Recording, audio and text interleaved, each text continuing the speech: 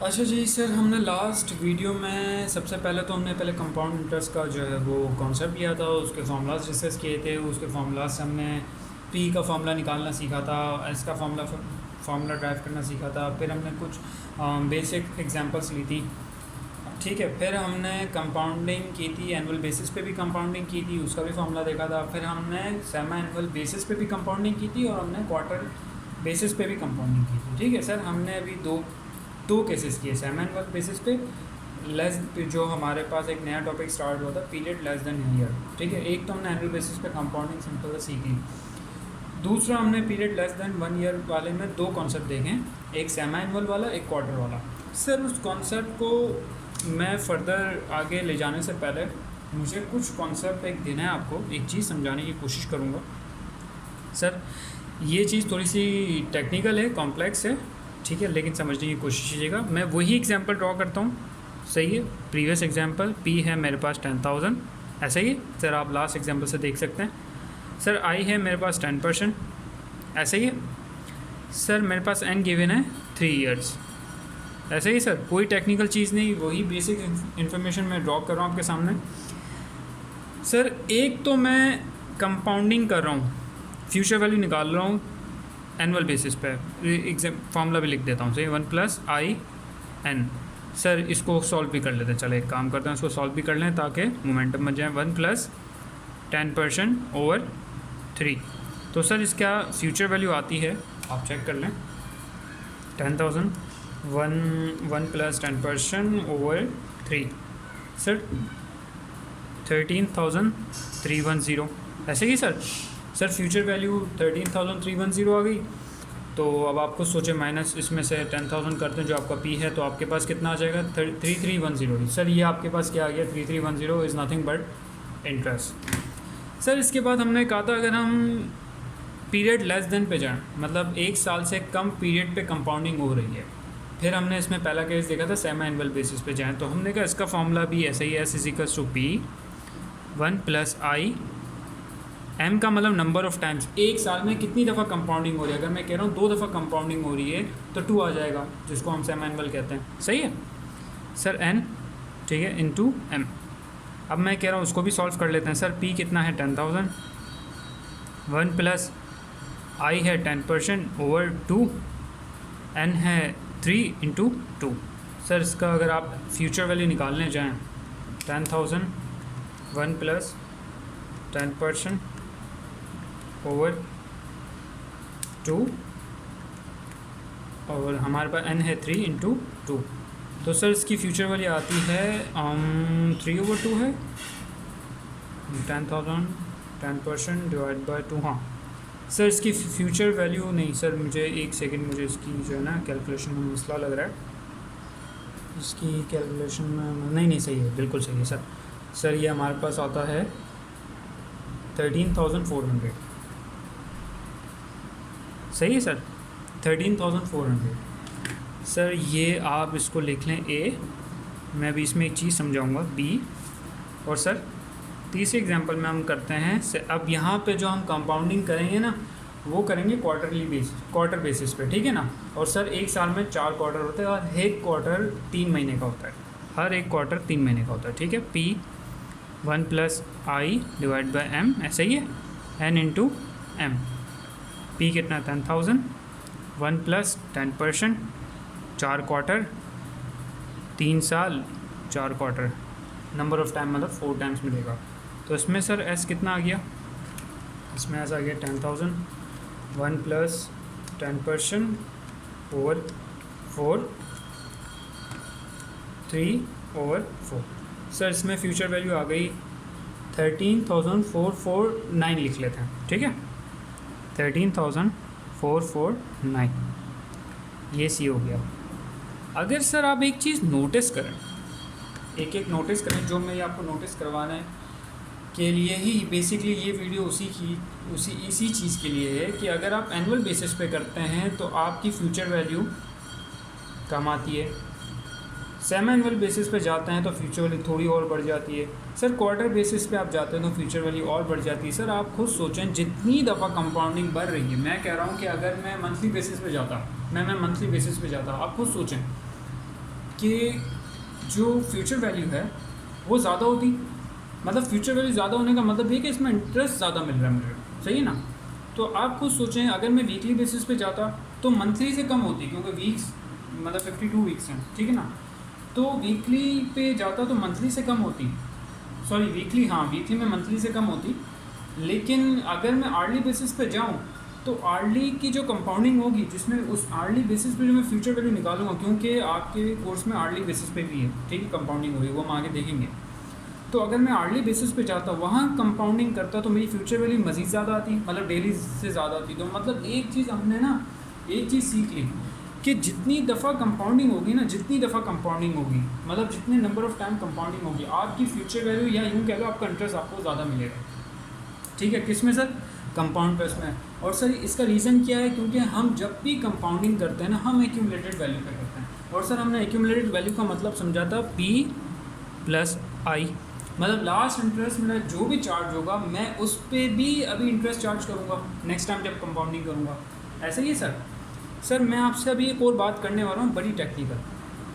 Sir मैं इसमें आपसे थोड़ी टेक्निकल बात करने वाला हूँ। मैं सर वही जो मैंने आप प्रीवियस एग्जांपल में जो डेटा लिया था, मैं उसी डेटा को कॉपी कर रहा हूँ। 10,000 सर, आई कितना है? 10%। सर मेरे पास एन कितना गिवन है? 3 ईयर्स था ना, 3। सर ये सारे एग्जांपल्स में मैंने compounding considering the compound interest की है। मैं सर आपसे एक बात पूछता हूँ कि हमने सिंपल इंटरेस्ट तो एनुअल बेसिस पे निकाला हुआ है, हमने सिंपल इंटरेस्ट तो एनुअल बेसिस पे निकाला हुआ है। व्हाट इफ़ के मैं कहूँ कि सिंपल इंटरेस्ट के अंदर ही कंपाउंडिंग सेमी एनुअली हो रही है, सेमी एनुअली हो रही है। सर मैं आपको दिखा देता हूँ। S = P 1 + RT। सर यही फॉर्मूला था सर, T का मतलब टाइम्स, नंबर ऑफ़ टाइम्स, ठीक है ना, कितनी दफ़ा कंपाउंडिंग हो रही है, ठीक है। मैं अगर यहाँ पे 1 लिख लेता हूँ तो मुझे साल में 1 दफ़ा पैसा मिलेगा कंपाउंड होके। सर मैं यहाँ पे 2 लिख लेता हूँ तो 2 दफ़ा मिलेगा कंपाउंड होके, ठीक है। कंसीडरिंग कि ये रेट अगर एनुअल बेसिस पे, मैं आपको इसमें ना बड़ी टेक्निकल बात बताने जा रहा हूँ, और शायद ये मतलब आपको ना शायद इसके बाद सिंपल इंटरेस्ट बहुत अच्छे से समझ आ जाएगा। सर मैं P रख रहा हूँ 10,000, 1 + 10%। सर ये पर एनम का रेट है, पर एनम का रेट है, ये बात ज़रूर याद रखना, पर एनम 1 साल का रेट है। सर मैं अगर आपको कहता हूँ कि अगर आप 10% कर दें, इंटू 1 कर दें, मतलब आपको जो कंपाउंडिंग होगी, आप इस चीज़ नोट करें, ये 10% है पर एनम का। अगर मैं इस 10% को डिवाइड कर दूँ 12 से, मतलब मैं कह रहा हूँ अगर सिंपल इंटरेस्ट में मंथली बेसिस पे कंपाउंडिंग हो रही है तो एक साल में 12 मंथ है, तो ये जो मेरे पास रेट आ जाएगा, ये किसका रेट आएगा? पर मंथ का आएगा। अब हम करके चेक कर लेते हैं ना सर, 10 / 12, तो ये सर 0.83%। सर ये क्या है? सर ये मेरा मंथली रेट है, सही है, ये पर मंथ का रेट है। अगर इस मंथली रेट को मैं 12 से ही डिवाइड करके 12 से ही मल्टीप्लाई करूँगा ना, तो आप खुद सोचें आप एनुअल बेसिस पे जाएंगे। लेकिन मैं आपको एक बात कहता हूँ, कि मैं कंपाउंडिंग कर रहा हूँ क्वार्टर बेसिस पे। साल में कितने क्वार्टर होते हैं? 4 क्वार्टर होते हैं। एक बात समझ आ गई सर, 3 साल पे जाना है, लेकिन मेरी जो कंपाउंडिंग होगी वो क्वार्टर बेसिस पे होगी सिंपल इंटरेस्ट के अंदर। तो सर मेरा फॉर्मूला क्या होगा? 10,000 1 + 10% सर डिवाइड बाय 4। सर ये अगर मैं डिवाइड बाय 4 कर रहा हूँ तो ये जो मेरे पास रेट आएगा वो किसका रेट आएगा? सर पर क्वार्टर का आएगा रेट। खुद सोचें सर, 10% पर एनम है, 1 साल का है, तो 4 से डिवाइड करूँगा तो पर क्वार्टर का मेरे पास रेट आ गया, into sir number of times. Sir मैं 4 क्वार्टर है, 1 साल में 4 दफ़ा मुझे पैसा मिलेगा। लेकिन सर मैं तो 3 साल की बात करूँ ना, तो खुद सोचो 3 साल के एंड पे मुझे कितनी दफ़ा पैसा मेरा कंपाउंड होके मिलेगा? 4 × 3, सही है, 4 × 3। सर ये देख लें 12 दफ़ा, सर ये कोई 12 दफ़ा मुझे मेरा पैसा कंपाउंड होके मिलेगा, इंटू 12। सर कर लें 10,000 1 + 10% ओवर 4 × 12। सर ये 3 साल के बाद मेरी फ्यूचर वैल्यू आ रही है 13,000, ये एस आ रहा है, सही है। और सर ये मैंने कंपाउंडिंग किया कि क्वार्टर बेसिस पे। सर एक और काम करते हैं, आप 3 साल पे ऐसे ही कंपाउंडिंग कर ले, 14,000 1 + 10%, सही है, इंटू 3, ठीक है। मैं क्वार्टर बेसिस पे कर ही नहीं था, अभी मैं एनुअल बेसिस पे भी कर रहा हूँ। सर आपके पास 13,000 आ गया, मतलब आप क्या कहना चाह रहे हैं? आप क्या कहना चाह रहे हैं कि यार आप एनुअल बेसिस पे जाओ, 3 साल का एक साथ इंटरेस्ट निकाल लो, या क्वार्टरली बेसिस पे आप कंपाउंडिंग करके 3 साल तक जाओ, आपका आंसर सेम आना है। सही है सर। सर आप क्या डेली बेसिस पे भी ऐसा कर सकते हो? मैं आपसे एक सवाल करता हूँ सर, मैं आपसे एक सवाल करता हूँ, 1 + 10% डिवाइड बाय 365। सर ये मेरे पास कौन सा रेट आ गया? सर ये पर डे का रेट आ गया, इंटू 365 डेज कर लो, 10,000। 1 + 10% डिवाइड बाय 365 इंटू 365। सही है, 365 डेज की मतलब नंबर ऑफ़ टाइम्स के बाद मिलेगा ना मुझे पैसा। सर फ्यूचर वैल्यू 11,000 आ गई। सर अगर आप ये इसी एग्जांपल को ले लो, 10% इंटू 1 भी कर लो, सर 11,000 आ गई।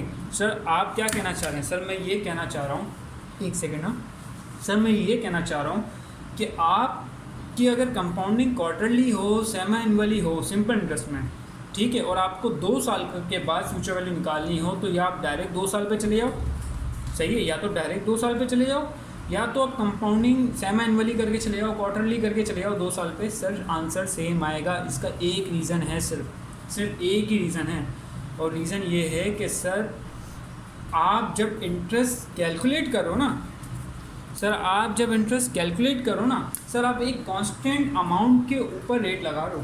सर आप है ना 365 डेज पे भी कंपाउंडिंग कर लो, आप आर्ली बेसिस पे भी सिंपल इंटरेस्ट में कंपाउंडिंग कर लो, सही है। आपका एनुअल बेसिस पे जाओ, मिसाल के तौर पे आपने कंपाउंडिंग की आर्ली बेसिस पे, या मैं कहता हूँ वीकली बेसिस पे, 52 से वीकली बेसिस पे कंपाउंडिंग करोगे तो 10% होगा, इसको 52 से डिवाइड करोगे, लेकिन खुद सोचो 52 से ही मल्टीप्लाई करोगे। अगर आप मतलब नहीं 52 से आपने डिवाइड कर दिया तो आपके पर वीक का क्या आ गया, रेट आ गया। अगर मिसाल के तौर पे आपने 3 साल पे जाना है, सही, आपको मतलब आप यूँ कह लो कि आपको 5 साल के बाद पैसा चाहिए, और आपको 52 वीक्स साल में मिलते हैं ना, तो कितनी दफ़ा आपका पैसा कंपाउंड होगा?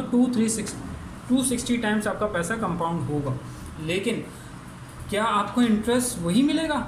बिल्कुल सर वही मिलेगा। आप डायरेक्ट 5 साल पे जाओ, या तो 52 को डिवाइड करके 260 से मल्टीप्लाई करके चले जाओ, आपको पैसा वही मिलेगा। क्यों? क्योंकि इसका रीज़न है कि आप एक कांस्टेंट रेट पे, कांस्टेंट अमाउंट पे रेट लगा रहे हो। अगर आप कांस्टेंट अमाउंट पे नहीं रेट लगाते ना, तो आपका जैसे कंपाउंड इंटरेस्ट की अगर मैं बात करूँ, तो कंपाउंड इंटरेस्ट में आप एक्यूमुलेटेड वैल्यू पे लगाते हो, तो वहाँ आपका जो फ्यूचर वैल्यू होगी वो डिफरेंट होगी। जितनी दफ़ा कंपाउंडिंग करोगे कंपाउंड इंटरेस्ट के केस में, आपकी फ्यूचर वैल्यू, या यूँ कह लो कि आपका इंटरेस्ट बढ़ता रहेगा। लेकिन सिंपल इंटरेस्ट के केस में आपका इंटरेस्ट सेम रहेगा, क्योंकि आप एक कांस्टेंट अमाउंट पे लगा रहे हो रेट। सर अगर क्या पेपर में आपके पास, वैसे तो आई कैप ने कभी ऐसा सवाल पूछा नहीं, या MCQs में पूछ ले, या किसी भी तरह पूछ ले कि यार एनुअल बेसिस हमारी जो है ना, आप जो है सिंपल इंटरेस्ट जो है वो कैलकुलेट कर दो 3 साल का, और कंपाउंडिंग करनी है आपने कितने साल की, तो कंपाउंडिंग हो रही है मिसाल के क्वार्टरली बेसिस पे, आर्ली बेसिस पे, तो क्या सर आप डायरेक्ट 3 साल का भी कैलकुलेट कर सकते हो? सर मैं आपको एक बात बताऊँ सर, यही एग्जांपल P 10,000, I कितना है सर 10%, सर N कितना है 3 ईयर्स, सही सर। सर मैं तो अभी एक तो जाता हूँ मैं फ्यूचर वैल्यू के through, S = P 1 + I into T, ऐसे ही ना R है समझो, ठीक है सर। 10,000 1 + 10% इंटू 3। सर आप एनुअल बेसिस पे जाएंगे तो उसकी फ्यूचर वैल्यू कितनी आएगी देख लेते हैं, 1 + 10% इंटू 3, सर 13,000 आ गई। ऐसा ही है, आपको एक बात समझ आ गई कि मैं एनुअल बेसिस पे 3 ईयर्स पे जाता हूँ तो 13,000 आ गई। सर अगर मैं आपको कह रहा हूँ कि कंपाउंडिंग हो रही डेली, चलो डेली कंपाउंडिंग हो रही 1 + 10% divide by 365 days, 365 days into कितनी दफ़ा कंपाउंडिंग होगी सर? 365 डेज तो आ गए, इंटू सर 3 ईयर्स के बाद आपको चाहिए, तो ये होगी 1095 टाइम्स कंपाउंडिंग। तो सर आप देख लें, आपका आंसर सेम आएगा। कान यहाँ से पकड़े या वहाँ से पकड़े, बात एक ही है। एक सेकेंड, 10% डिवाइड बाय 365 इंटू 1095 ना सर, ये दिखा देता हूँ सर 13,000। तो सर कान यहाँ से पकड़े या वहाँ से पकड़े, बात सेम है, क्योंकि आप एक कांस्टेंट रेट पे रेट अप्लाई कर रहे हैं। ठीक हो गया? I hope we are clear.